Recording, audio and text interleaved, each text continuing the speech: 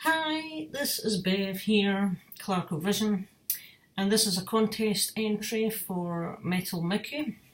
Metal Mickey's just reached his 500 subscribers recently. Congratulations, Mike. You deserve the following that you have because I love your channel. It's just no frills, it's you, it's just love the way you come over, and you've always got interesting things to show as well. So if you are watching this and you haven't subscribed to Metal Mickey, he is a metalhead, so that's his first love, although he secretly likes Girls Aloud and things like that. Anyway, he's primarily into metal, rock, stuff like that, but he's such a nice chap. So the link to his channel is below.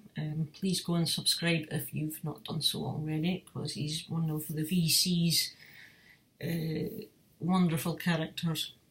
So this is his contest entry, or my contest entry into his 500 subs. I've just been thinking about 2 or 3 contests lately, and I still can't come up with decisions for certain answers, but I finally got this one sorted, so I'm going to get into it. Metal Mickey's asked for 5, well, he's asking 5 questions, and I've got my 5 answers. First one being, what band should have been bigger than what they are, or what they were? Now, for me, like Vinylized John Gunn went through my mind, the Scottish band. They are just fantastic band, so underrated, and they should be massive, basically. But I'm actually going with Pretty Maids, because I adore this band as well, and sorry about the extra glare there. I have, I'm hoping I've got my lighting issue sorted out a bit, and that this is much better. I've got a desk lamp thing. So if you'll excuse the glare here. There we go. So yeah, Pretty Maids, the Danish band. They came around, they established themselves in about 1983, and I think they were really big in Japan in around at the early 90s. The Japanese seemed to take to them really well, and they were fairly big-ish in Europe, I think, but not so much the UK, and I don't know how well they were taken in America, but to me this band's amazing. I absolutely adore them. As I say, I can hear influences of, I've said it before, Iron Maiden, Judas Priest, and even there's one song on one of their albums which when it starts I'm automatically thinking Motorhead in that particular song, but just really good band, really good hard rock, European melodic metal, honestly. So to me they should have been bigger than what they were, certainly back in the heyday, because I never really was aware of them until recently. Yeah, it was about a year ago I discovered them by accident, and I saw one of their albums in a charity shop, and I thought, this looks kind of hard rockish. Picked it up, and that was it. So that's my question 1 answer. Now, put that there. Second one is the reverse. What band is actually bigger than you thought they might end up being? Well, I could say Nirvana, but that might be a bit unfair because they were kind of new, they were kind of unique and at the time they emerged, so it was a new thing at the time with the grunge. But I never thought they were anything special, but hey ho. But the band I'm going to pick specifically for bands, and I think it might, I don't know if it might upset or surprise a couple of people, or a few people watching this, but tough. I'm going to go with Rat, actually. this band's pretty big, and I know they're very, very popular and very, very well known across the States and Britain. But I never heard Rat from when they first came out. This is their first album, which was, I think, 1984. Yeah.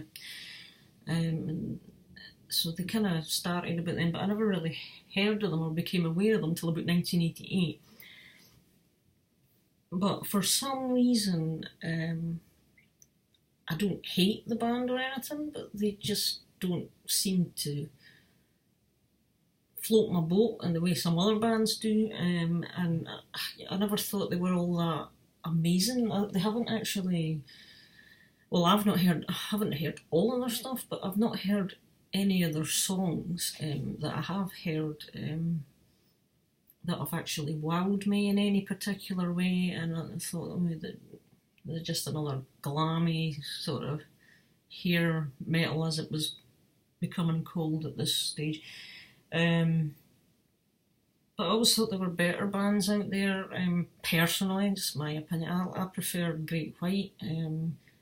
At the time, I even liked Motley Crue, some of their stuff that was out around the time, Cinderella.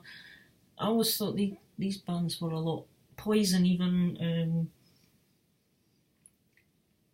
But Rat just never seemed to. So I was, I didn't really expect them to be one of the main bands from this kind of thing, but they are, and they have a huge following. So, but that's just my opinion. As I say, I don't hate them or anything, but I don't mind them.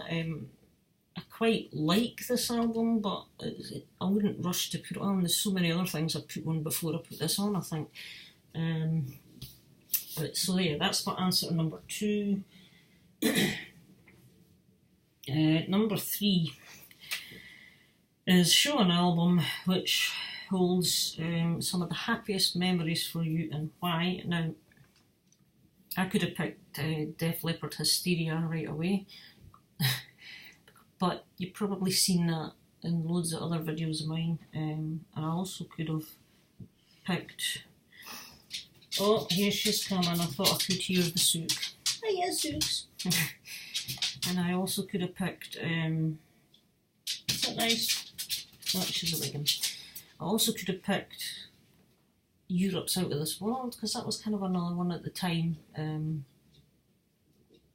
that did... it was kind of me getting into the rock and metal thing. Excuse me a sec. So, shut the door again for any noise.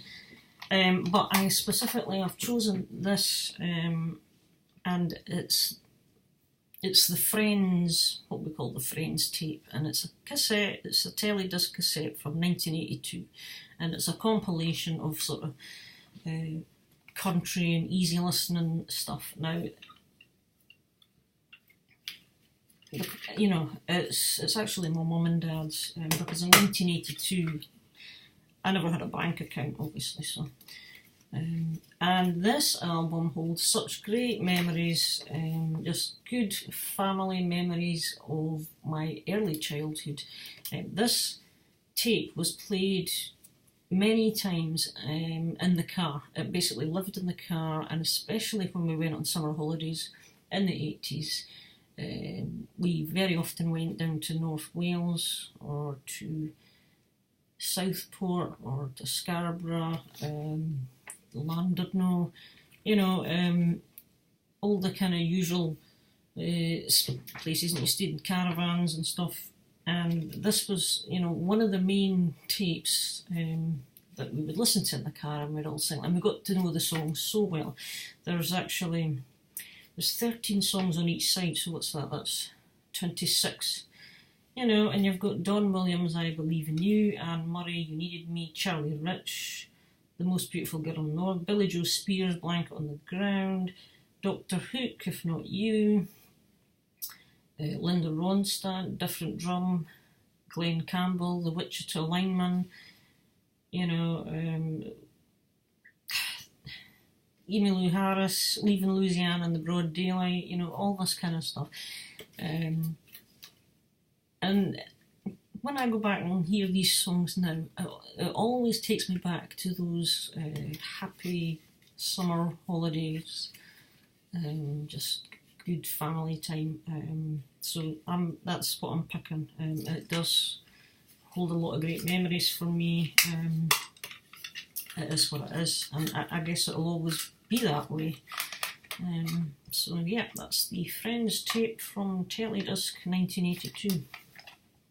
4. Which album have you not heard all the way through from your collection? Well, 2 of them came to mind actually. The first one is this album. It's Eclipse and their album Bleeding Scream.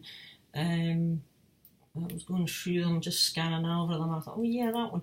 I got so far in this, I think it was track 6 or 7, and I think I got interrupted or something, but I've never gone back and finished listening to it all. So I must do that actually. But yeah, they are from Sweden, this band. Very energetic Swedish metal, modern rock metal. Eric Martinson's the singer, super voice. The other one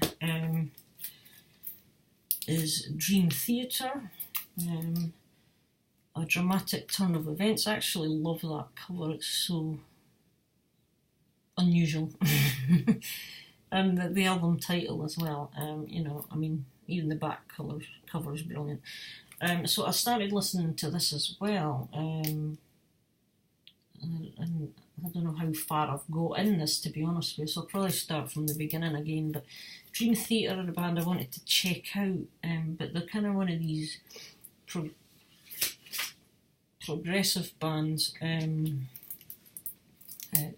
but very interesting. So I just can't decide if I like them or not. I think that's probably it. I maybe thought, oh, I don't know if I'm liking this, but still listen to that all the way through. Show an album cover with a dog on it as number 5, and yeah, I agree with you, Mike. Dogs are wonderful. They're a blooming sight better than many human beings, let me tell you. And so I was going through them all, and I was not getting anywhere, and I thought, I don't know if I've actually got any album covers with dogs. And then suddenly I got 2 right close to each other. So the first one is Strange Ways, and this is their debut album, which is just self-titled Strange Ways.